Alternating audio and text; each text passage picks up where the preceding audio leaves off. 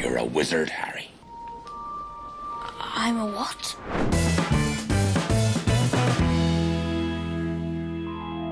Can you believe it's been 20 years since the first Harry Potter film came out? Oh my God. That's just, I can't actually conceive that because I don't feel that old. It's weird because, in a way, it feels like it's been around forever. Although 20 years seems like a long time when you compare it with our ages. Yeah, it is. It's like 2/3 of our life, pretty much. Of yours, anyway. Of mine, yeah. Thank you for that. So, yeah, we've been looking forward to this for quite a long time. And I think it was one of the first things we mentioned when we were talking about doing a podcast, but we put it off because we thought, we've got to wait for an anniversary. Yeah. So we're finally here. We're going to be looking at the complete Harry Potter franchise. In great detail.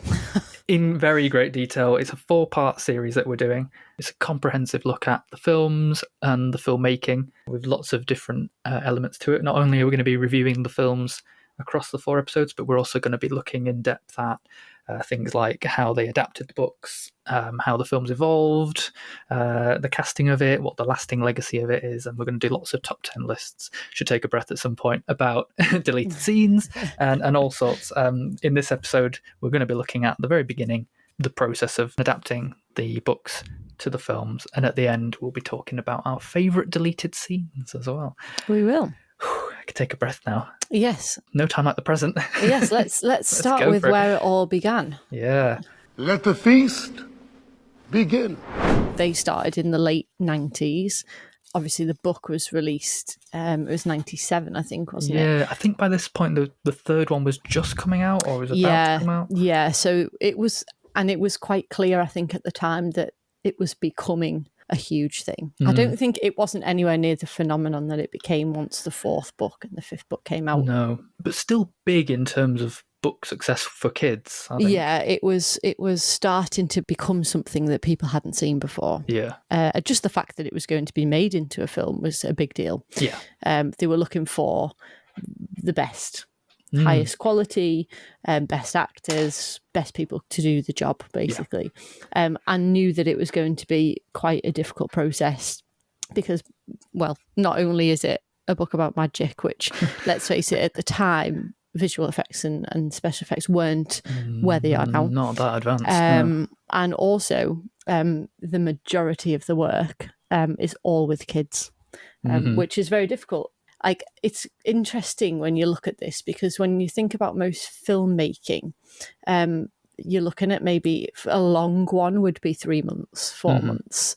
But these were like 11 months. 10, 11 months yeah, each. So it was investing your entire year or more into this process. And that's just the filming. That's not like pre-production and post. It was almost in that respect a bit of an experiment or at least a challenge. And one of the other things as well is that at this point, obviously, because not all the books had come out, I don't think they necessarily knew if they were going to be doing a full series of films. Exactly. I think there was a time where they thought, we'll just take the first 2 or 3, a bit like A Series of Unfortunate Events did. I mean, at the time, when you look back, knowing what the books became, The Goblet of Fire wasn't even out yet. No. The 3rd one had come out, but the scale is so much smaller. It's all at Hogwarts. It's all kind of contained.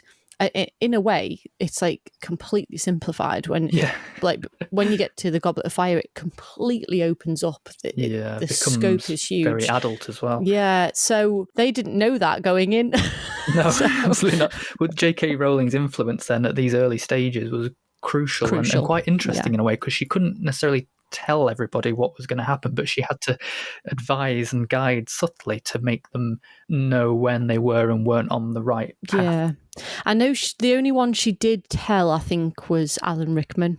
Yeah. Because she knew he needed to know so that he knew what his character was going to be. But other than that, I think it was like extremely vague. But she had to be a consultant the whole way through, didn't she? Yeah. Even things like, people didn't know what Quidditch looked like. She had to be there to describe these things that she just imagined and was very good at writing on paper, but making it look right and making it look real.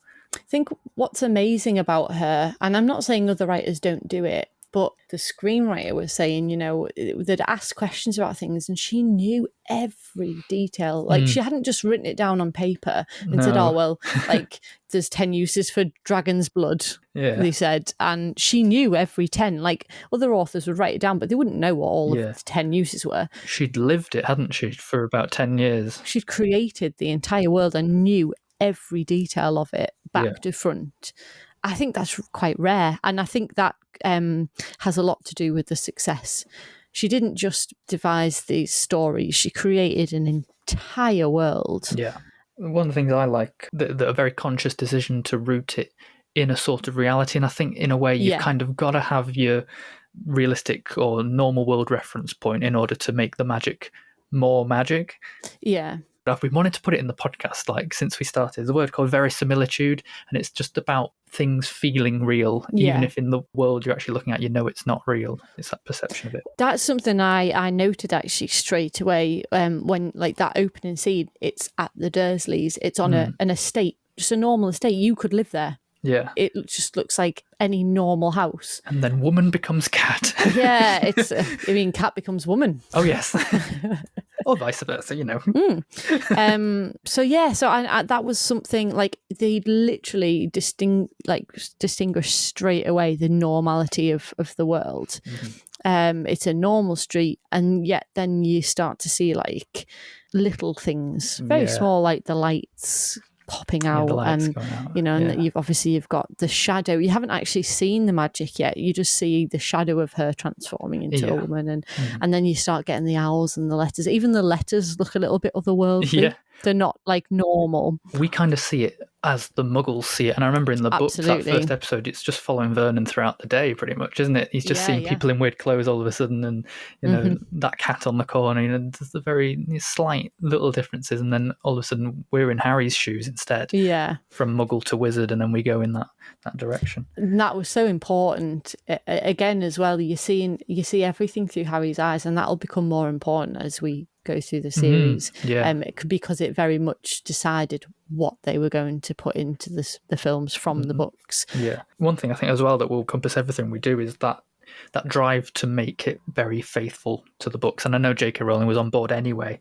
Yeah, absolutely. But this first script, it took all four of them. So J.K. Rowling, Steve Kloves, the screenwriter, an American, which is unusual because she wanted it to be so British. And then obviously the director of the first two, Chris Columbus, also American, and David Heyman, the producer. So it took four of them to just sit down and work out, what do we do? And yet it was Chris Columbus who said that he wanted a completely British cast. Yeah. Which just goes to show the crucial foundation decisions that they made from the beginning. Chris Columbus, I think he doesn't get enough credit for what he did. No, I agree because without the decisions that he made right from the start, that's the basis. That's your foundation. That's where you're starting from. Nothing else would have come from that. It would have been totally different. So what he did was so important. But he was also under so much pressure as well. Oh, absolutely. He was saying if I failed or if I was wrong about any of the decisions, the franchise was dead. It was a lot on his shoulders. Absolutely. I think what's important to remember about the first two, because I always put the first two together because they just feel the same, and obviously that's got a lot to do with Chris Columbus. Yeah, they're the same look and feel. But like I say, it's so important that those two are the way they are, and it did a lot for where the series went. Going on, and there's an innocence to them that the others don't have. Something else then, and it might be a good segue into talking about the first film, is John Williams as well.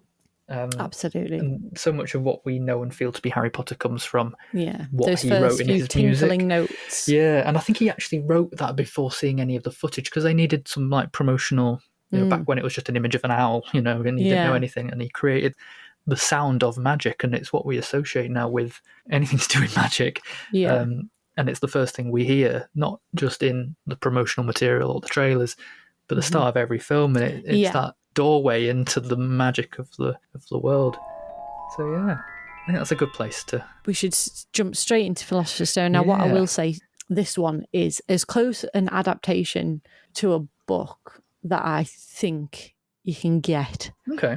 They pretty much, for the most part, kept everything in there. And the same for the second one as well. Both of those films, I think the size makes a really big difference. Even number 3 is extremely close, though they changed the tone a little bit. One thing I noticed is that the films are very long, especially for kids' films as well. They are. And the fact that the books almost lended themselves really well to films because of the school year format. You know, it's not there's not a lot of jumping back and forth unless you count the time turner in the third one. But that made it very difficult filming, though, because they literally they did 1 and 2 back to back because the kids were growing up too fast. So it had its difficulties. So Philosopher's Stone, like we've already said, they like straight away you jump into this normal world where magic is unbeknownst to to the Muggles. And I love watching even like the behind the scenes, like they built the houses for Privet Drive. Not originally though, did they? They were actually on a street and then realised, we're going to need this. They had a street and it wasn't going to work, so they built like both sides of the road. They built like 5 or 6 houses, and they're still there. We've both been, haven't we, to the studio tour? I mean, they built the houses. Like you can't conceive that kind of thing, but that goes to show what they were doing for the whole series in terms of locations and production design. I just don't think there's anything like it. I like how they started off trying to make it all real locations, that they went to all these real places, but I think it's also great that they realised, we can't keep doing this, and it sort of became a studio production. Yeah, they went all sorts of places, didn't they? They went to Durham Cathedral, and they were in Alnwick and Cambridge and Oxford and different places, especially to try and find places for Hogwarts. Buildings, yeah. The Privet Drive set is great. It's weird that you'd build a set that's just so ordinary. Yeah. It's something funny about that. One of the things that I think stands out when you're watching it is Diagon Alley. That's like the first time it opens up to show what's possible. Purely Wizard World. I don't like what wizards and witches wear. I will not shy away from saying that. I mean, do they technically live, are they integrated into our world? I thought that was the point. And it's like, so why do they dress so out of Well, that touch? world is completely their own, and that's what's so spectacular about Diagon Alley. There's no Muggles there. They don't have to hide in any way. They are completely who they are, and it's just for them. And Diagon Alley, I mean, that set is just incredible. I mean, they built every sign. I remember reading that they costumed each of the shop owners to be exactly like the shop that they owned, like so that they matched it. And I just thought the detail that they've gone into to even if that, we would that never you wouldn't see even it. see. We're just half of it you don't see. You don't see into the windows of everywhere. No. But yet they've created everything that she had in the books that she describes. It's all there. There's some footage of her visiting that set. They even said she had a tear in her eye because she was just walking around thinking it's exactly... She probably thought it was better than what she imagined. It's become real life, hasn't it? It's there in the flesh. Very surreal for her if it's just been in her head this whole time and all of a sudden she can walk in the streets and touch the details. The locations in the entire series are absolutely unbelievable. The level of detail that went into them, and just the sheer creativity, mind-blowing. It's masterful, isn't it? Yeah. It's another good thing the studio tour do, because every corner possible they'll just shove some props, just anything you can read it all, and you can... Because they made everything. They just literally made everything you could possibly think of. But it just makes it so real. I'm still upset I never got my letter. I'm still disappointed. That's not good. Part of you is convinced they've made it so real that there could be something like that out there. Being 11. Yeah. I was just wondering about how rich was Harry. There's a massive pile of money in that vault. Quite rich. Were his parents that rich? I mean, it's a bit strange. Something really I always mentioned. thought was a little bit of a plot hole was that really when they died they were only 21. The pair of them. How did they make that much money? I bet they were thieves or something.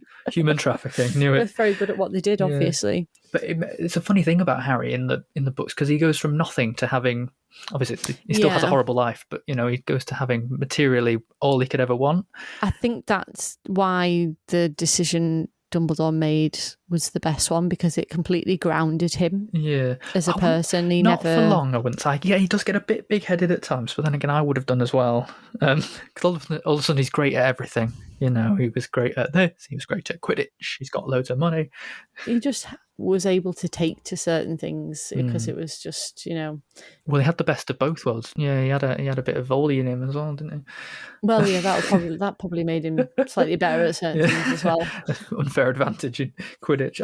I just thought, did he have to buy his own clothes? It didn't look like he had many clothes when he left the Dursleys. Probably did. I don't know. Probably did. I have lots of weird thoughts on that. One of the great things that they did was use the steam train, the yeah. real train, you know, and actually took them out. And I just think it's incredible. That's a real train.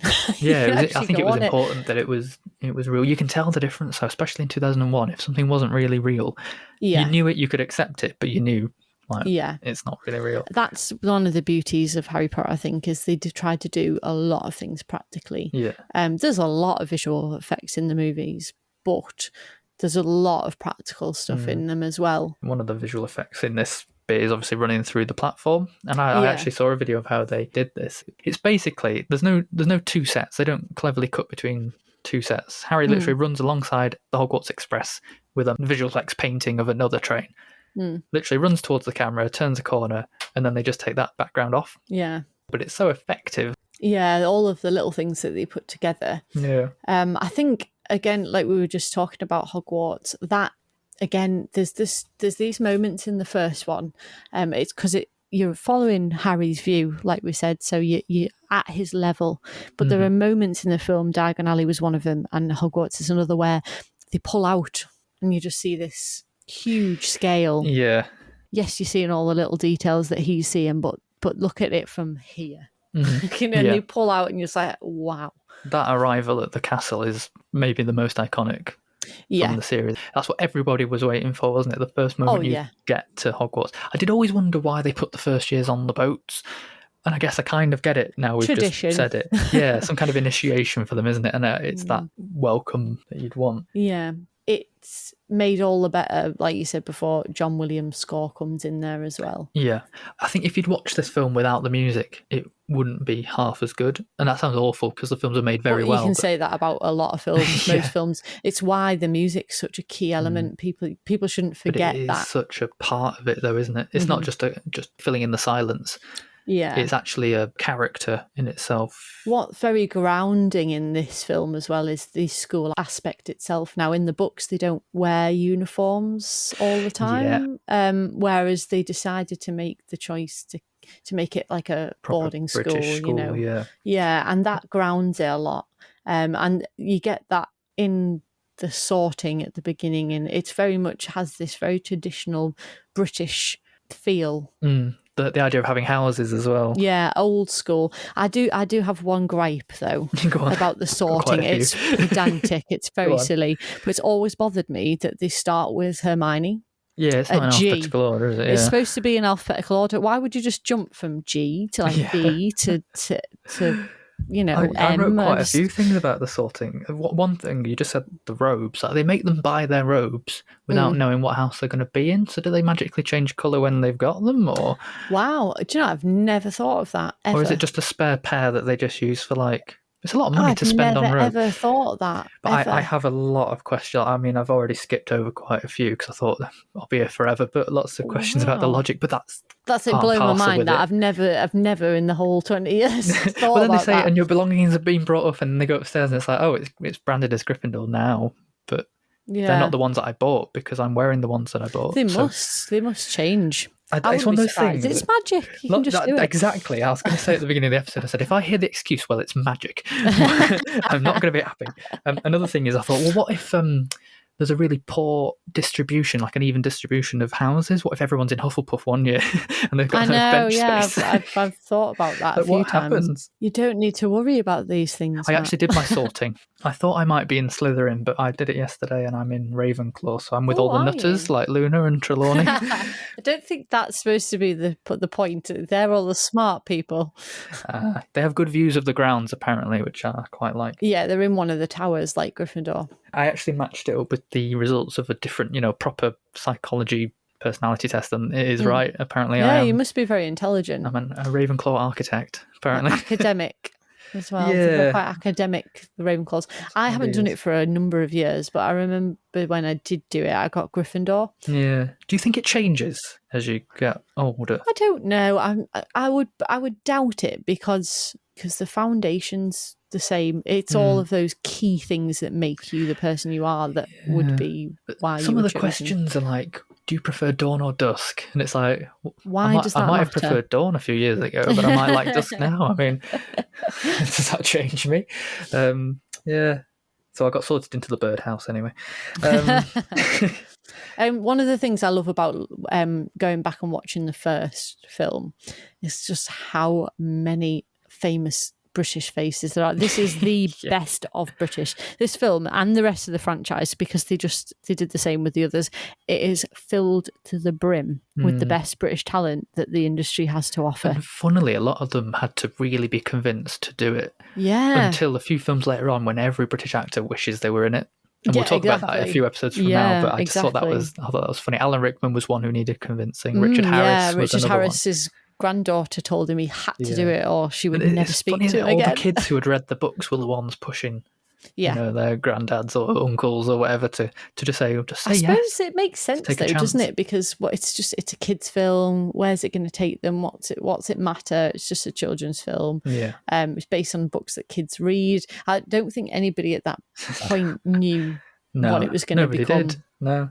So, but what I was going to say, having that British cast there, not only does it make the kids better because they got to watch them and see how it was done, the best of the best, but also I think it gives the film like an automatic higher standard, higher quality. Yeah, of course. But the thing is, it wasn't just the main. It was the cameos as well. Like you had John Cleese suddenly popping up. Absolutely. And all of the main characters are given like their own introduction as well, which I think was good. You got your McGonagall moments, Snape and Dumbledore and Neville Longbottom and Malfoy. They all got their moment in the movie. Yeah. Not rushed either. I feel like it all came together very well. Yeah. They knew we were going to spend a lot of time with them and that we'd have to really understand them from the bottom up, really. Yeah. What about flying? Yeah, flying subject? and Quidditch. Yeah, I think this is where you've really got to like suspend your belief because how on earth she's come up with like an entire concept. Yes, there's flying and there's flying in other books, and like I always remember The Worst Witch when I was a kid and things like that. So, Thursday afternoon after school, brilliant. Yeah, but this takes it to a whole different level. Yeah. How do you make broomstick logic work? Yeah, and like there's always been one thing that bothers me about them learning to fly, and that was like, surely as a flying teacher, obviously it's not that simple. They're not all going to be just starting straight away and able to do it. There must be a lot of occurrences where there's a Neville moment. Yeah, surely, absolutely. And she should be able to stop that kind of thing happening. It was faulty as the flying teacher. Yeah, the thing is though, the issue with Madam Hooch is that she's kind of, I like her. I love Zoe Wanamaker as well, but she's kind of useless. She reminds me of a hawk. The way they made her eyes, like fly, almost like bird-like. I never noticed. I mean, when the first film came out, I didn't really know her in other things. I hadn't realised how much they'd put the eagle eyes in. I think there's a rumour, I don't know if it's true or not. I've read it somewhere that she's an animagus, like she was an eagle transformy person. Oh, that I've not thought about that. Maybe. But the other thing about Madam Hooch is that she's a shit referee. She's like, I want a nice clean game, and then she fucks off. Yeah, and they're all like, they're beating each other, knocking each other out, falling to their deaths. I know, and clean game. I put on Twitter that that Homer Simpson meme where he just backs into a hedge when it was, and I just thought that's literally her when anything goes wrong in a Quidditch match. I think it's just they're just very freeing, aren't they? They're just allowed to do whatever. Just do what you want. We don't care if you die here. Anything goes. But at the beginning they'll tell you, oh, don't go here because you'll die, and don't go here because you'll die. But literally, if you do anything else, even walk up a staircase or look at a tree, you're like probably going to die. Now, Quidditch is incredible. I mean, people do this now. There are Quidditch games. It's a real game now. Yeah, people do it. So funny.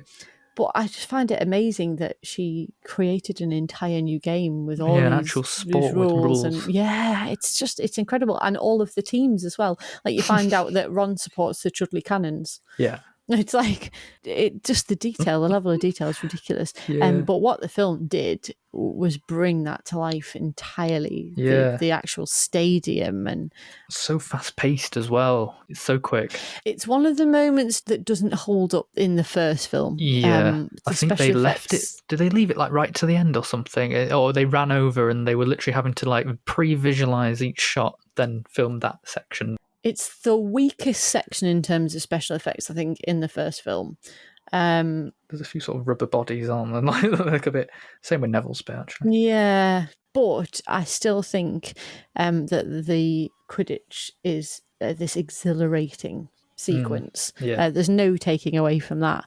And for the most part, I think the special effects do hold up. So I'm just moving on to the troll. Yeah.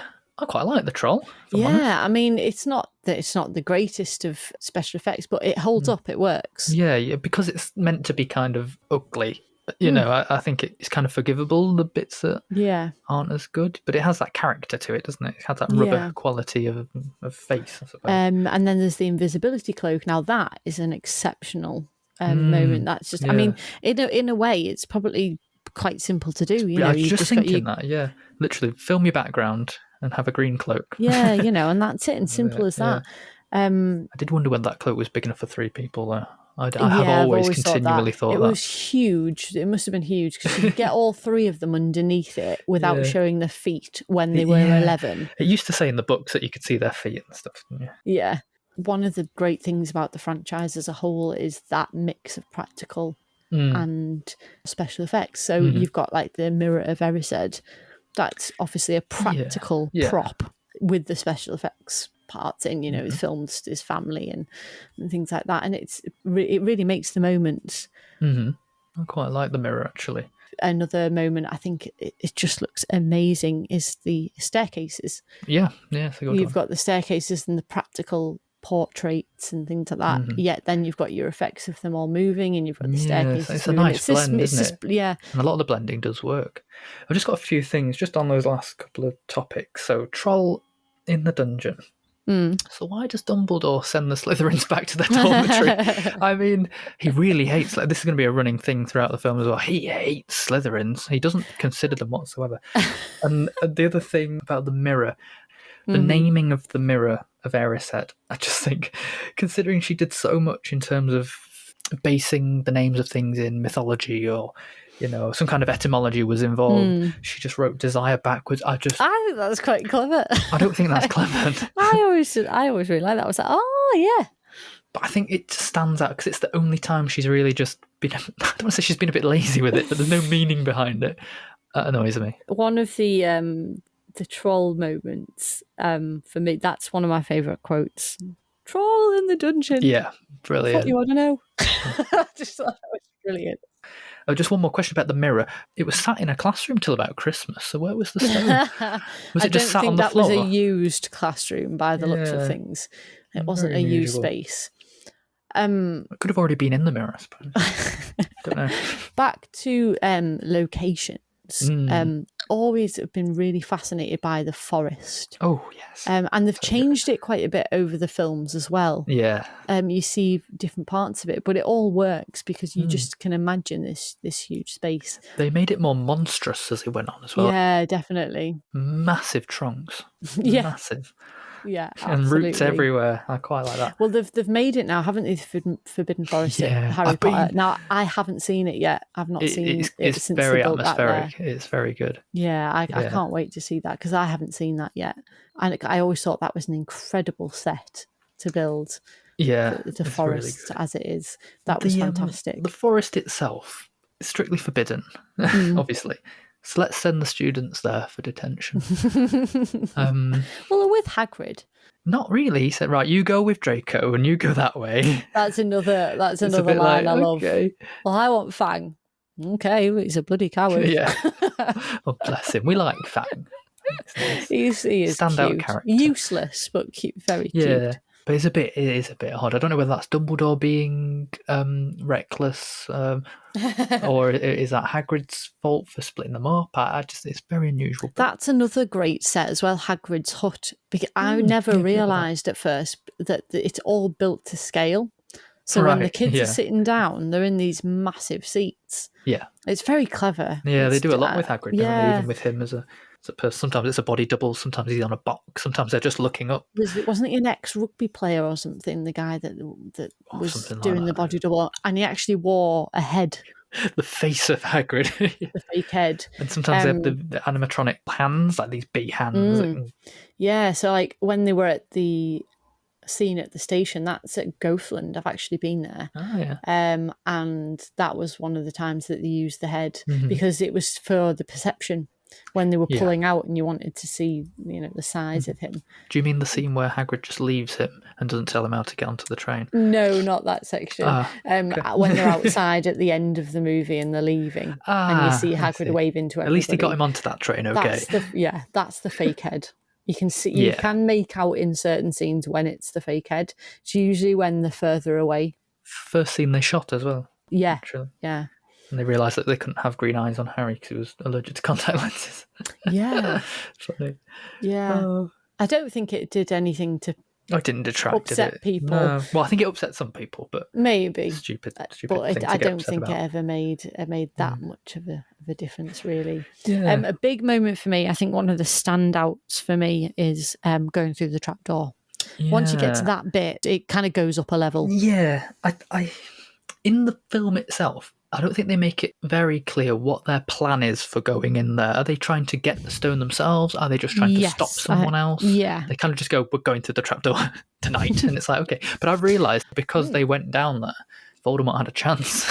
As 11-year-olds, they probably didn't think it through that closely. No.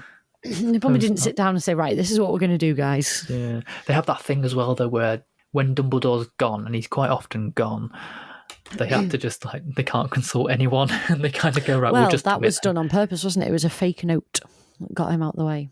Ah. See, they don't tell you that in the that, book? but it's in the book. Yeah. He got called away, and he got to the ministry and then realised that the place he needed to be was Hogwarts, so he came straight back. For an all-knowing, powerful wizard, he doesn't know very much. A case in point, he can see through invisibility cloaks, but not through turbans. To be fair, that head was very well hidden under that turban. Part of me just thinks that he quite enjoys the madness of it all. Let's put Voldemort in a teaching position for a year and see what happens. Will Harry survive? Something like that. Oh, speaking of Voldemort in the forest, is that Quirrell stood backwards? And is it Voldemort drinking, or is it Quirrell drinking for him? And why can he fly? I know, yeah, and I've never understood why he can fly. Why can he fly? He's just hovering away. I just imagine Quirrell just being dragged around backwards, where we're going certain now. Parts that have always really bothered me, but I think that's because I'm so faithful to the books. Because the rules and the order of things and the way that you create the world, and then you see stuff in the film. We will get onto it, and I'll mention it again. But there's the way that sometimes they use magic, and you can't use magic outside of school. Yeah, what are you doing? Rules. You can't do that. She wouldn't have been able to fix his glasses in the first or the second movie because they're not at school. That's true. That is true. And they even make a point in the 5th book of him being expelled because he used magic outside of school. Magic, yeah. One of the parts that is quite obviously removed from the book in the trapdoor bit is the potions task. Yeah. So it's kind of almost devised so that each one would have a task. Like Harry would catch the key, and Ron would do the chess, and Hermione would do the potions. Yeah, I always wonder why they didn't put it in. I suppose, it's a long film already, so it would have been an extra 5 minutes. I don't know if it would have been boring watching them work it out on film. It's nice when you read. Yeah, read you can understand why it's been done. But it would have been nice to see that. That would have been a good one. The chess set, I think. My God, did they pull that off? One of the better ones, yeah. And in the book, it's good, but that's one of the scenes where when they've brought it to life, it becomes something else entirely. Yeah. I really do think that's probably one of the best moments, I think. And properly exploding them. It wasn't CGI for that, so you got the feeling that the stakes were quite high. Apart from when Ron falls off, he very dramatically. He jumped off backwards. I don't know why. He wasn't hurt. I'm not sure. I don't get that. That wouldn't have helped. Jumping off it backwards, probably the worst thing you could possibly do because you're going to hurt yourself more. That's probably the most dangerous, apparently, that the through the trapdoor task really got. But I did think about this afterwards. Getting the stone, actually, it's quite easy. You just play some music, chill on a plant, fly around, play chess, look in a mirror and touch a man. That's it. Yeah, but if you think about it, on his own, Harry would never have made it because he didn't know what a devil's snare was. No, and he'd have just that is panicked true. and died. Couldn't play chess. Couldn't play chess, so probably would have lost and died. Yeah. In that respect, yeah, they did need three people. So he did, like, that's the beauty of it. Yes, Harry's always a good character, but I mean, Harry Potter's not my favourite character. No, I wouldn't say and so. he by no means can do all of the things that he can do on his own. Mm-hmm. And they show you that at the beginning. Harry's got a lot of great qualities, but he needs the other people in his life as well. Yeah. Especially because, like, they've lived in, well, Hermione maybe not so much, but they've kind of known about. I know, but she world read so it much. all. She's read it. Course. She's read everything. So she might not have lived it, but she's read all about it. So she's clued up. It's fine. Yeah. Sort of near the end of the story now. The Yeah. death of Quirrell. Kill him with love, Harry. Kill him with love. I think, again, great effects. Yeah, that's good. It was really great. But I have this problem. You can't do magic without a wand. Yeah, he clicks his fingers and makes fire just start. And then he flies at him. Still flying, yeah. Parts of it that I have problems with. But again, it's all to do with the books. Because they don't do that in the books. You can't do that. So, true. it's cinematic license, isn't it? This is what you've got to do. You've got to kind of separate the book from the film in a way. Otherwise, you're never going to be satisfied. Because you'll just constantly going, well, they don't do that in the book. Did Quirrell never have a stutter? Was he literally just playing a part of someone who had... Oh, no, he had a stutter. Because he stopped doing it at the end. He met Voldemort. And the story was that he'd had this terrible experience wherever he'd been. He'd met I think, did they say he'd met a vampire or something? He'd met something anyway, and then he came back and he was never the same. Right. And so and that's what it was. It played to the part. It's just at the end he kind of made out as if he'd say, well, no one would have suspected me, and then imitated his own stutter a little bit. And I thought, well, did he never have one? Because if so, that's commitment. Oh, funny. And the very last bit then is Voldemort flies away. Yes. Typical. Oh, Dumbledore hates Slytherin's house cup. I mean, it's divisive, isn't it? It's slightly unfair. But it probably is, I think, my favourite moment in the movie. Okay. That last bit in the hall when they award the points. It's great. All of them getting the points, but that 10 points for Neville. Oh. That is a good, it's a great quote as well. That's my moment. Stand up to your friends kind of thing. Yeah, I like that. That's absolutely fabulous. But I just think it's brilliant. Really but then, yes, I have my last gripe. Claps his hands and all the decorations change. You need a wand. You can't do magic without a wand. I can see this coming up quite a lot. It will, yeah. My last burning questions just from the whole thing. How long was Hagrid planning on keeping that photo album? Like, how long did he have it? That's I'll just keep it till the end. Just waiting for a good moment, I think in the book Harry goes to Diagon Alley and then goes back to the Dursleys for a month, but in this one he goes to school in like July. It seems like he goes there straight away.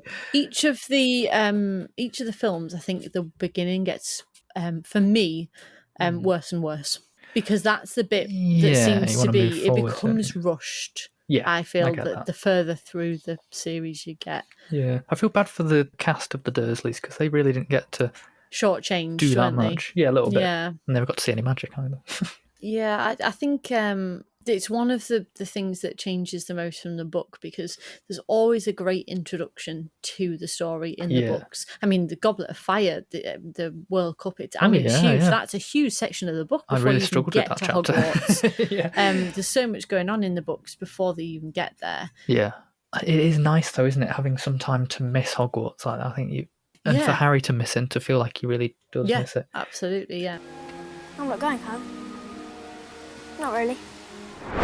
What we were going to do just before we do move on, for each film, we're going to pick our standout character, standout moment, and a standout quote from the film. So, in any order, really, what do you think? Yeah, well, like I say, my moments, the awarding the points at the end, I do love that. Okay. That's well done, Slytherin. Well done, Slytherin. I also like the sequence in the hospital wing as well, where he's explaining to him like what's happening. It's not, moments between him and Dumbledore are actually really nice, and you don't get enough of them in the film. Which goes on to my standout character, which is Albus. Standout corridor. that was corridor half. is That was exquisite. half character, half Dumbledore, just put together. Corridor. Oh, God. So my standard character is Albus Dumbledore, without a doubt. All right. I Okay. think Richard Harris immediately understood the character, and I Okay. don't think it's an easy one to pull off. There's something about Albus Dumbledore that makes you gravitate towards him as a character. Yeah. It's like a warmth. He's calm and he's wise. Yet underneath that, you can feel this power. And Richard Harris completely got that, and they showed that in the Halloween scene. Like he's a quiet character, and then all of a sudden there's this power radiates from him. And Richard Harris completely got that. Yeah. And to be honest, you just can't take your eyes off him when he's on the screen. It's probably my biggest regret that he died and wasn't able to complete the series, because I never ever got on board with Michael Gambon. Right. Yeah. That's what you mean. I wanted to see Richard Harris do the films. Yeah. Yeah, it was good. What about a quote? You've got a quote that you like? Oh, so many. There's I wrote down lots in this so one. many. Yeah, they scripted a lot of good lines. I love with the troll, 5 points will be awarded to each of you for sheer dumb luck. Yeah. Love that. You've got dirt on your nose, by the way. Did you know? Great introduction to the character. I think that's great. And Harry and Hagrid, maybe if you wrote it down. No, I can't spell it. I can't spell it. I wrote that as one of them. I think my standout quote would be it would make the drinker immortal. And he goes, immortal? It means you'll never die. I know what it means. And that's probably my favourite one. But I also like Filch. Yeah, Filch is great. I like, God, I Mr. Screaming. I think Filch is a great character, actually. And Hermione's got some good lines as well. Could have been killed, or worse, expelled. Yeah, great script. Fantastic. And McGonagall, all the way through the series, she's got some good ones. I love her when she transforms back into herself in the classroom. He's like, bloody brilliant. Well, thank you for that assessment, Mr. Weasley. Yeah, she doesn't ever really tell people off, but she'll have a dig. Yeah, she has some great moments. Like this moment where you think she's going to do something and she doesn't. She's just the opposite. And that's very you do Maggie know Smith as well. she really cares. You can tell. Yeah, she's no nonsense, completely no nonsense. But you can tell deep down she really does care about them. Yeah, she's nice. And you see that more as it goes on. She's a great character, actually. I'm going to say my standout character for this one, and I actually thought Hermione was really good. I know she's super annoying, but she's really good in this one. So I nearly put her, but I thought Snape. Everyone, feared Snape. Yeah. I think that's a really good character with not a lot to say and not necessarily a lot to do. Yeah, well, that's the thing. He doesn't do it. He doesn't do a lot, but you remember him. But also Petunia. I really like Fiona Shaw as Aunt Petunia. I just think she was really good. Yeah. Filch, Hagrid, I like them both as well. I think it's the picking the favourite moment that I really struggled with. I went for this one in the end because I think I associate it with the beginning of it all, I think. Yeah. And it's the letters coming through the fireplace. Yeah. It's the first time you really see magic properly infiltrate normality. And it was done like really well and really practically, and yeah, I like it. There's so many frigging letters going around that room. Why doesn't he just grab one and put it in his trousers? Just grab one. I mean, you don't have to be like trying to get the ones out of the air. They're on the floor. There's thousands of them. Yeah. And why would you pick up just one? Pick a load. Put them down your pants, Yeah, hide one for later. Yeah, and didn't do that very well. No. So yeah, it's going to be a long series this. Let's keep going. So jumping onto the Chamber of Secrets. Where have you been? We put a poll up, didn't we? About the two films. I think, again, it's very much how I feel. So did it end 50-50? Of course it did, yeah. All of my polls end 50-50. Yeah, so it was which film do you like better? Yeah, which film is better? And it just remained 50-50. I think it's because both of these first films, they come hand in hand. Yeah, they could have been filmed in one and you could watch it straight through. Yeah, they have exactly the same tone. Yes, this one's a bit darker, I think. Yeah, but both mysteries, aren't they? They're both mystery and genre. But magical, absolutely. This innocent, magical feeling you get from the first few. Yeah. Very nostalgic, the first two films made me feel, whereas the others don't. The second one, I think, was maybe the most in terms of anticipation because it's the first time we were going back. I remember really the second film came out thinking, what are they going to do? More so than Yeah. the first time around. It's like, what are they going to do next? What's the next piece of the puzzle? It's like unraveling like the packet on a Wonka bar and seeing the golden ticket bit by bit. It's kind of like it just got bigger and bigger and bigger. And Yeah. this one, again, the scale Yeah. changes and it expands. Yeah, the whole world, we're given the next bit. Yeah, it's like colouring in a book. Sorry, I'm just keep doing all these metaphors. It's like similes or whatever. Yeah, it's like colouring in the picture. Yeah. So I really like in this one the opening shot, the Warner Brothers logo's in the sky, and then we come down over Surrey. Mm-hmm. First time I've looked at it and gone, oh wow, yeah, it's proper like CGI shot right into Harry's window. I love it's it. so fascinating to see how they've expanded the world. Like, you see the Burrow, the Weasley's home. Yeah. And that's the first time that you're seeing a proper witch and wizard home, not a muggle home. This is how witches and wizards live. And they made everything without a single straight line. Yeah, full to the brim with props and things you wouldn't even notice is in there, and there's so many practical effects in there as well. The knitting needles and you can see all them at the Harry Potter studio tour and what they created. That's a good part of that. Yeah, we get loads of internal ones, don't we? We get the greenhouses, the girls' bathroom, Dumbledore's office is another great one. Comes in two parts really, because you've got the outside and the inside. And then you've got the flu powder. Then you see the realms of possibility, like the scope of the world, and how things function. Oh, right, so this is how they get around. And I like little things like that. Harry didn't go very far, really, considering you said the wrong words. I'd like to know how he even got there, because it didn't sound anything like Nocturne Alley. Yeah, the Weasleys kind of underestimated how little Harry knows about the world there. But I think we ought to talk about the Weasleys, really, because that's the first time we've seen them as a full family unit.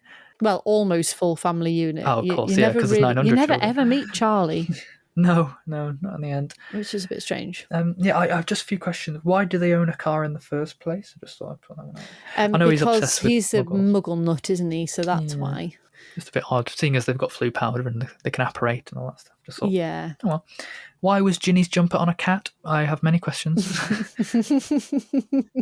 Yes, it was on the cat. Why not? Ron never mentioned his dad worked at the ministry before. That's another one. Well, again, this is Exposition. Another thing. It opens up, doesn't it? It opens it up. Being picky. I've got to say, Julie Walters and Mark Williams, perfect. Great Fabulous. choices. Again, the casting. Yeah. When this came out, I didn't know too much about Julie Walters. I've done a lot of watching of Julie Walters ever since then, obviously. And Celia Imrie ought to have been in these films as well. Just putting that there. Yes. The comic genius of Julie Walters, as well as being a really warm and well-rounded character for the amount of screen time that she got. I think she's really good. And Mark Williams, the whole how'd it go?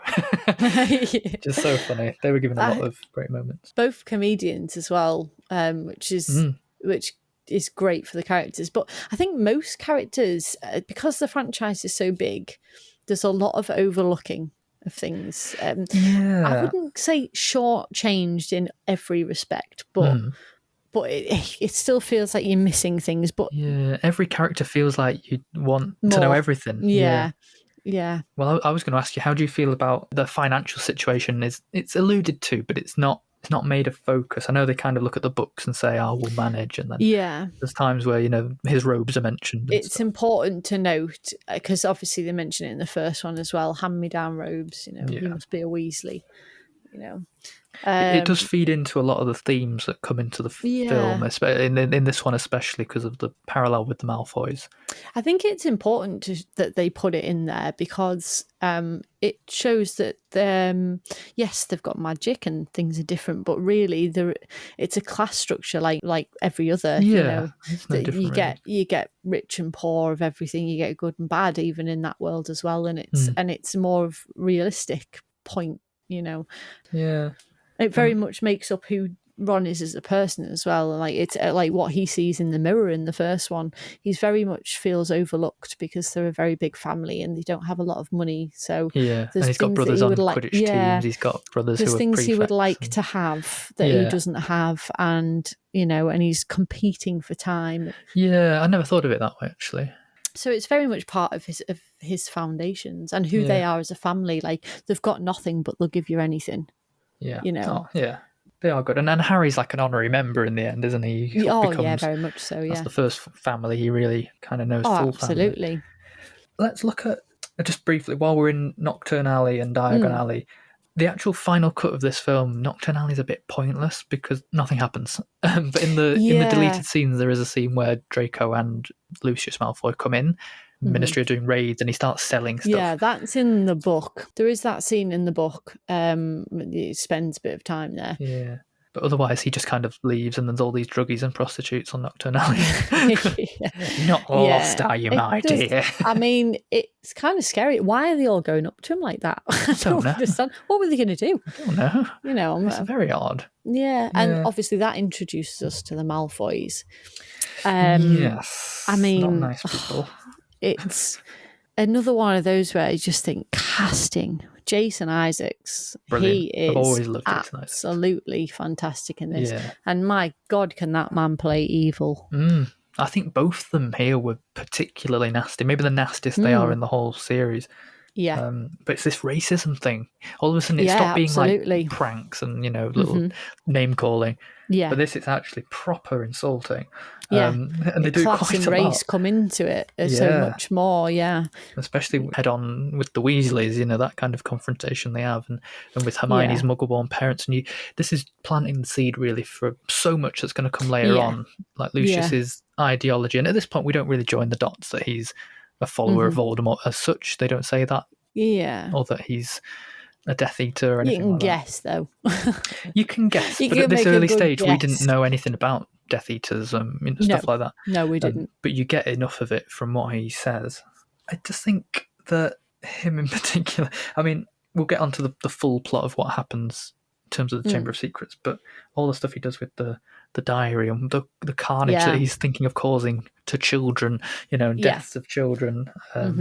Well, he just sees again. It's a bit like Nazism, and getting eradicating Jews. That's what he's trying to do. That's what the films become. The Holocaust, don't they? Yeah, that's exactly what it becomes. That's how he sees it. He doesn't see it as children. He just sees them as like, well, it's getting rid of these half bloods. That's infused in Draco as well. He's spitting out these mudblood words, and we even see him stealing at one point. He even says he wishes Hermione dies next. Do you know what I mean? He's not. And he's really nasty piece of work. Yeah, nasty piece of work. But Ron's got a slug curse for him, so that's nice. Yeah, he does. I think work. one of the like you were saying before that there's things that just you think about when you think about certain films. For me, the flying car sequence is that. Yeah. For this film, is very much something like, that I think about when I think about the second movie. Yeah. It's always irritated me that they go to the car. Yeah, Harry says, "Why don't we just wait?" Yeah, What universe did they think that was they gonna would be? have come back out in like 2 minutes. Just wait. Why do you need to go take the car? And it's not as if like Dumbledore wouldn't have believed Weasley parents if one of their 900 children didn't get there because of a wall. I'm sure they would have been okay. But the actual making of that scene, the train, the bridge, the huge scope of that, and then the Whomping Willow to end it at the end of that sequence, I think is brilliant. Yeah, and again, subtly introducing things that will be more important. Yeah, later in this film, but also later in other films as well. Quite like that. But none of this would have happened if it weren't for fucking Dobby. I know, Dobby. Dobby, I don't really know how good of an elf Dobby is, if I'm honest. I don't think he's really a very good friend, if I'm honest. I think he's slightly evil. No, I love Dobby. He obviously knew, I mean, it took me a while to actually click this time. I didn't get it as a child, but I got it this time that obviously he knows what's going to happen in the film because he's the Malfoy's servant. Yeah. I get that now. 20 years later. I'm glad you get that now. That's good. I'm glad you picked up on that. You remember things the way you remembered it at the time. Absolutely, yeah. So if he just told Harry what the plot was, it would have been a lot quicker. But I get it's a story. But he can't, though. I think it's more a case that he can't give things away. I think it's a lot magical. Of other bad things and just irons his hands for it and he gets away with it. So I don't know why he couldn't just say something. But he's bound by magic. He can't tell him that. I think that's why he can't just give it away. Magic. Yeah, I just don't know if I like Dobby very much. Oh, Matt, People find Dobby very cute. I don't find Dobby that cute. I think you're going to lose some fans there, Matt. He's just a bit ugly. I love Dobby. Yeah. I think he's a great character. I like him after this film, but all the way through he's very frustrating. He's just causing all these things to happen, not explaining to Harry why. I just find that very annoying. But he's got this innocence, like he thinks these things will work. Like, this will make him stop going, to Hogwarts, and he's just trying to help. But he does, but he's doing it with the best of intentions. Yeah. Speaking of problems, Quidditch again. He's he's interfering. They really opened it up in this. They upped the ante with the Quidditch for the second one. There's much higher stakes. Yeah. And bringing in that rivalry between Harry and Draco, which is so big anyway. And these brooms. Ugly brooms, by the way. But another reason Lucius is kind of hated. Hated, yeah. And the supremacy isn't just an ideology; it's a material thing as well. And Hermione says it, doesn't she? That they bought their way in. Yeah. Can they do that? Does everyone else have to just use the school brooms? Does everyone have their own brooms? I don't know. More questions. Yeah, I think I'm not entirely sure how it works. I can't remember. And where's Madam Hooch? Yeah. Bludger's gone rogue. Everyone's noticed apart from her. She's just eating a Solero somewhere. Yeah, that's another thing, that the bigger the books got, the more things were dropped. Yeah. Yeah, I really like Quidditch in this one. Yeah, really. And they built that trench. We'll talk about it in episode 2 because they how they evolved the things that they made in the first one. Yeah. They dug this trench. Well, not really, obviously, but they made a trench around the Quidditch pitch so that him and Malfoy could go in and get tripped up. Yeah. I just want to jump into, like we were saying about the race things there, that we mentioned earlier, the eating slugs part for Ron. It's a funny moment, but it leads into an important discussion. Again, it's like you were saying, these leads that are going to be picked up later. Yeah. And I think it's a very deep theme for a kid's Is this the Hagrid film. and Hermione part? Yeah. Yeah, I love this scene. It really is serious tone. Yeah. It's from something very funny beforehand, but it makes the film more serious. I think it adds that extra dimension. Yeah, and there are sort of messages in the film, as much as it is about magic and spells and, a man with a funny face. Yeah. It's that blending with our own reality, just because they're using a different word for it. Mudblood doesn't mean much to us, but in their world, that's the worst kind of insult. Yeah, you can tell there's something about it, though, can't you? There's something about the word that works. It has that power behind it. Yeah, it definitely becomes a massive theme. Just jumping back to the Whomping Willow and the car. So the car ejects them and then goes into the forest. I don't really know why. I couldn't work out whether that was the car doing that. I thought at some point maybe Dobby was doing it. I don't know, just because he was controlling so much. But that leads us kind of into the Forbidden Forest later on and what happens there. Again, great moments. J.K. Rowling said this was the part that she was most worried about because she said she's seen spiders done in films in the past and it's never quite realistic or it's come across a bit funny. But she said she was really impressed. With how it is. This is like genuinely scary. I still don't really watch it properly. That scene all the way through. I can't. I am terrified of spiders. I am Ron. In fact, I think Ron's better than me because I'd have been like, "Fuck that." He did quite you well. Go, yeah, I'll stay here while you go ask, and I'll meet you back. I was like, there's all these spiders. Let's follow the spiders. I'd have like, fuck off. Go yourself. No, thank you. There's just no way you'd have got me doing that. So he's actually much better than me. I did have a question about when it comes to being attacked by the spiders. Ron says, do you know any spells? And he says, 1, you've literally just been in a dueling club. Just one. Using several. I only know 1 for spiders. Sorry, I think one big enough that would just do the job. Thing is, it is one of the things I always question is how do they know these ones? Like, where are they getting these spells from? Well, that one he heard in the diary sequence, didn't he? He heard Tom Riddle doing it, but he knows other spells, like even Flipendo. I mean, look at the video game. Yeah. That's the one you use all the time. Yeah, Riddle's diary sequence itself is very different. It has a very different feel to it. Yeah. Than the rest of the film. And it's interesting the way they did it. Yeah, it's otherworldly, isn't it? You can tell you're in this other space. It's like you're on the parchment of the book. I quite like that. But Jesus Christ, I mean, how old is Dumbledore now then? I know. 50 years ago, But like he looked pretty old then. Yeah. The stuff with Hagrid I think is really interesting in this film because he is really quite a He's the fall main guy. character. Yeah, he was sort of the scapegoat for opening the Chamber of Secrets for 50 years, and no one ever knew who actually did it. I mean, he was expelled. He, but it was stop using his Dumbledore that magic. let him stay.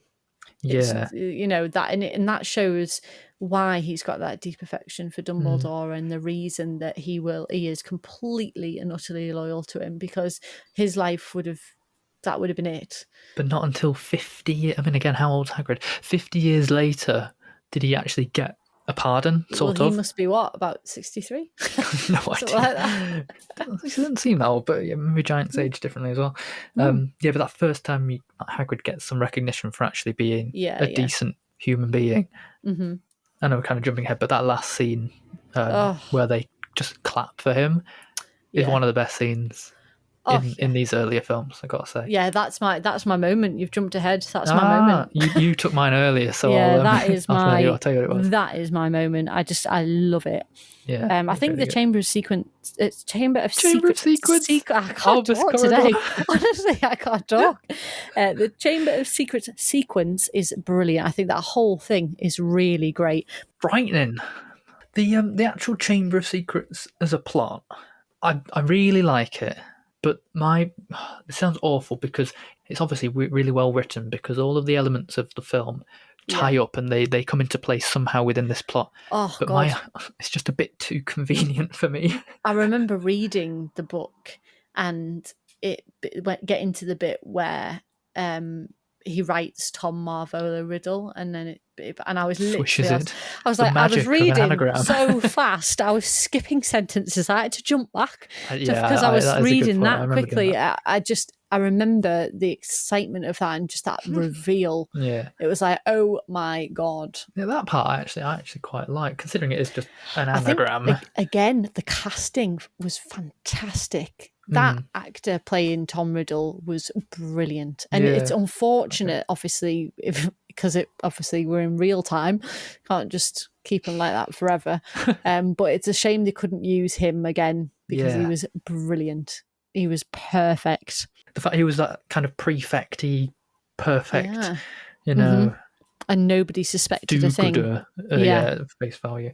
But for me, we get the mandrakes in this film, we get Fawkes in this film, we see the Sorting Hat, we see Ron's wand breaking. Yeah, all those little things. It's a little bit too convenient for me. Things almost happen just by coincidence and magically resolve everything. It's great writing, but in the film, as an adult, I think it's just a bit too perfect. Well, I think this is where there's certain parts they might have cut out, but they're in the book. Yeah. So you have to, No, I totally agree. It's just the translation of it. I think in the book it's like, but the film's not so much. Thank God for water, cameras, reflections, and ghosts. I mean, God. But just everything's a little bit too planned and perfect. Do you know what I mean? I think it's a murder mystery. I want to believe that something's actually really going to happen, but I'm like, well, no, there'll be some water. They'll be fine. Especially I just think the end of the movie, the Chamber of Secrets set itself is absolutely brilliant. I mean, it really sets the tone of like where you are, how you feel, that part of the film. Yeah, I agree with that. I think they did an absolutely superb job with that. And again, they have to segue in the founders of Hogwarts, because that'll come back around again later on. Yeah, and that whole set, it's like, that's how I imagined it in my head. I really did feel that was it. So when you see it, you're like, oh my God, that's it. Yeah. All of the tunnels and the dark. Yeah. And then the basilisk, I gotta say, I don't remember it being that scary, but in the cinema I must have been shitting myself, because that was really frightening. Proper jump scares as well. Oh, absolutely. I had a gripe about the basilisk though. The look of it, great. The actual listening to it in the walls, not so much for fan. It's a bit like, let me rip you, let me kill you, I smell blood. And then you see this really frightening snake. It's like, I don't There's believe you said that. there's certain things in the film that I think are really, really well done. Like the Polyjuice potion, the effects for that. I thought the acting, the two course, kids, yeah. Crabbe and Goyle playing Ron and Harry, I think that was brilliant. They did that very well. I think the transformation effects were quite good. Gilderoy Lockhart, all of his scenes, that's all done really well. There's loads of, for the most part, I think the film's great. I only had one gripe, really, I think, Just for one? the most Oh, part. so many. Yeah, there's just one that many. has always really bothered me, and it's because it's so integral to the character, is Neville fainting with the mandrakes. Because he is useless at everything except herbology. Herbology is his subject, and he's always taken to it really well. And he becomes the herbology teacher at Hogwarts. You know, so and he did have his earmuffs on properly. Yeah, it's always bothered me because that would not have happened because that's his subject. It's the one thing that he's really good at. Yeah. Never so noticed it's always bothered me that they made him faint because just because I was Neville. I was busy thinking about how Dumbledore didn't see through Lockhart either. I know, yeah. Great wizard, never misses a trick. I think they just fraud teacher. I think everybody just thinks he's absolutely pathetic, don't they? Like, oh well, that's fine, Gilderoy. We'll leave it to you. You can, you know. But again, it's almost like Dumbledore knew, and he just kind of enjoyed it.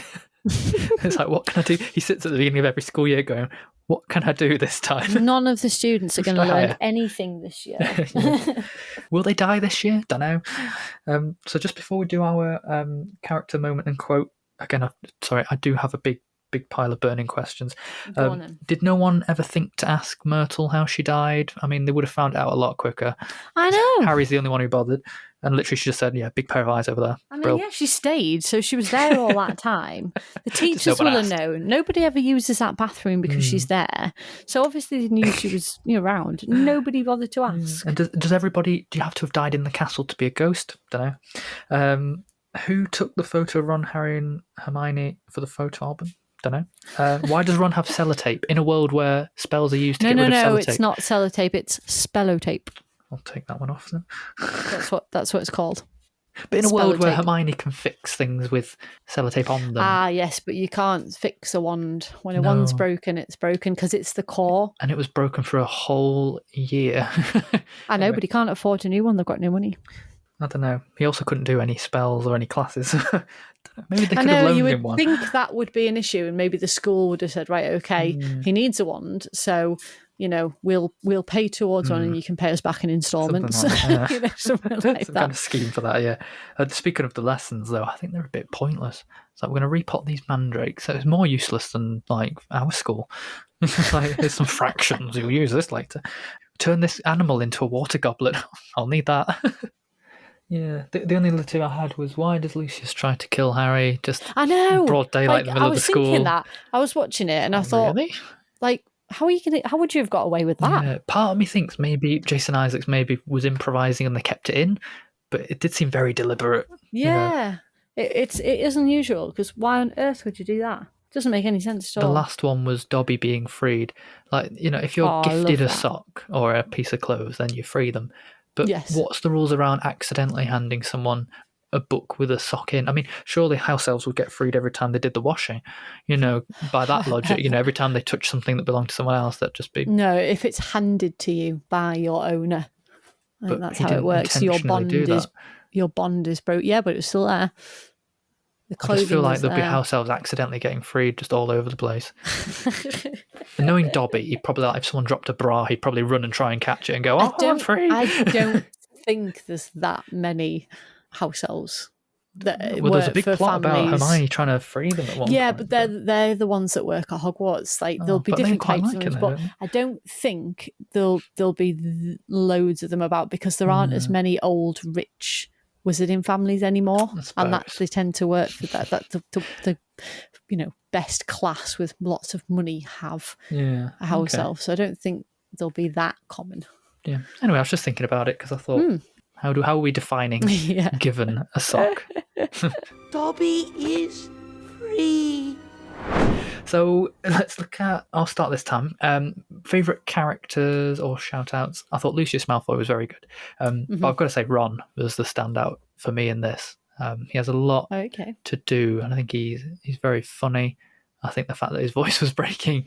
Oh, the pair of them. Oh, so yes. funny. So funny. I was expecting Hermione to also open her mouth Up and be and like, down hello. and up and down. But I think that added to the comedy of him and what he had to God, do. they must hate watching those movies now if it ever comes on and they see it. They must, oh, my voice. Oh, God. But yeah, I really liked Ron. Favorite moment? You touched on it. I think it's the moment between Hagrid and Hermione. Yeah, that's a lovely moment. Yeah, I really like that. And he says, "Don't you think on it for a minute." Yeah. And then also the clapping at the end, which I know you're going to mention. Yeah, that is lovely. Favorite quote? Again, there's lots of one-liners in this. They do give a How lot of. thick could you get? Yeah. I think I'm gonna. I like the one where Professor Sprout says, "Yes, well, just leave him there." And I like Gilderoy Lockhart just throwing out random quotes that don't really mean anything. He's like, "Celebrity is as celebrity does," and he goes, "Remember that." And then no, the one I'm going to go with is when Draco sees Harry as Goyle and says, "I didn't know you could read." Yeah, I like that one. I do like my that favourite one. There's two for me. I find them. I just cannot pick. The first one is Ron. It's like, why spiders? Why couldn't you follow the butterflies? Yeah. I love that. That's brilliant. And the other one is actually because he just does it so well. Is between Kenneth Branagh and Ron at the end there. And he's just like, hello. Hello. Who are you? Really? And who am I? Odd sort of place this. Do you live here? I just think he does it so well, and I just can't help. Every time I just howl laughing. It's the hello for me. Hello. Hello. It's very good. Really, there are some really funny bits. And Yeah. again, Maybe one of the funniest of the films. I think Filch is a very funny character. He's so funny. It's funny. I think they made him stupid towards the end. That like the run in the fourth one. We'll get to that.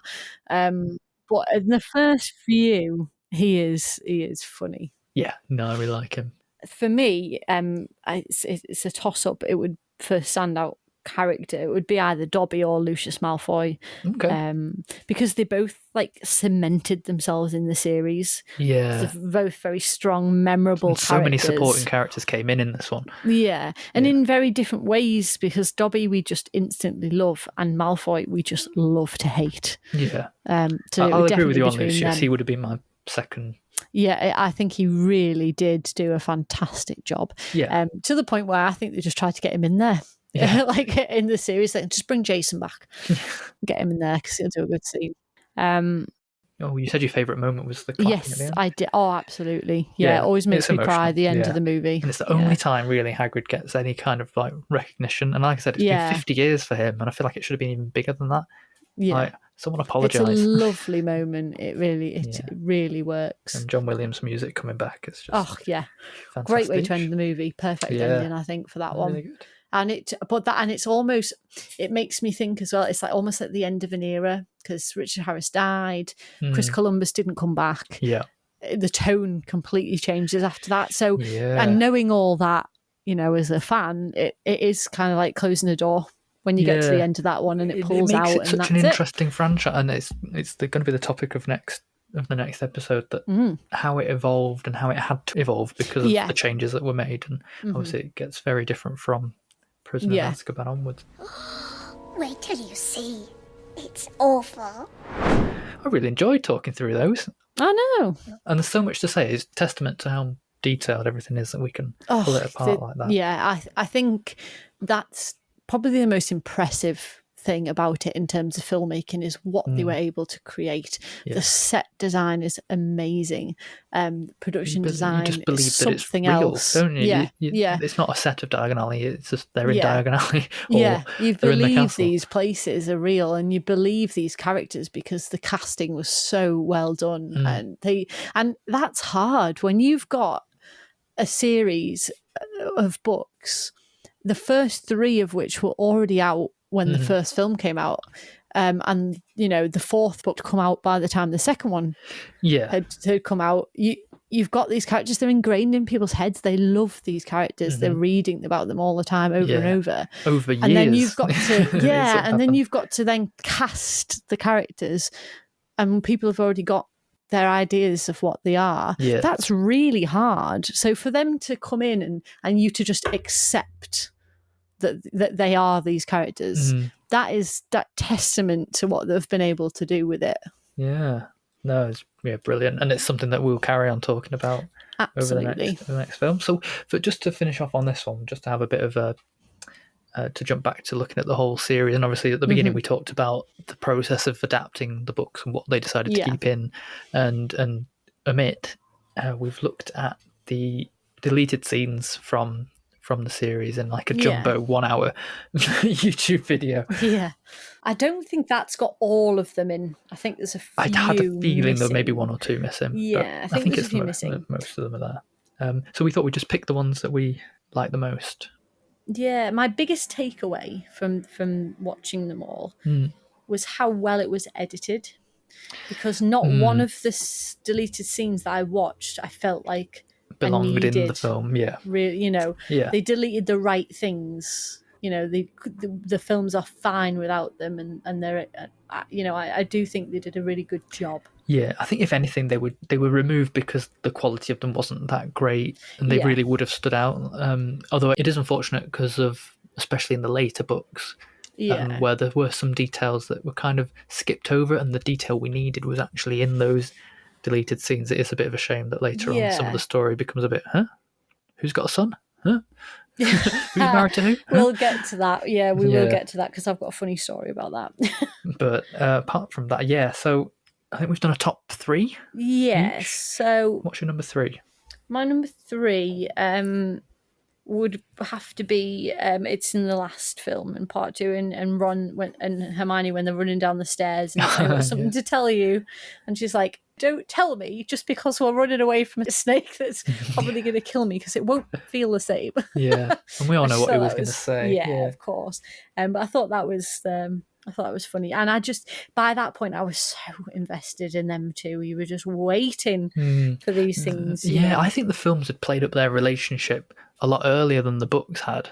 Yes, absolutely. I think from 5, maybe even 4 onwards. 3 onwards.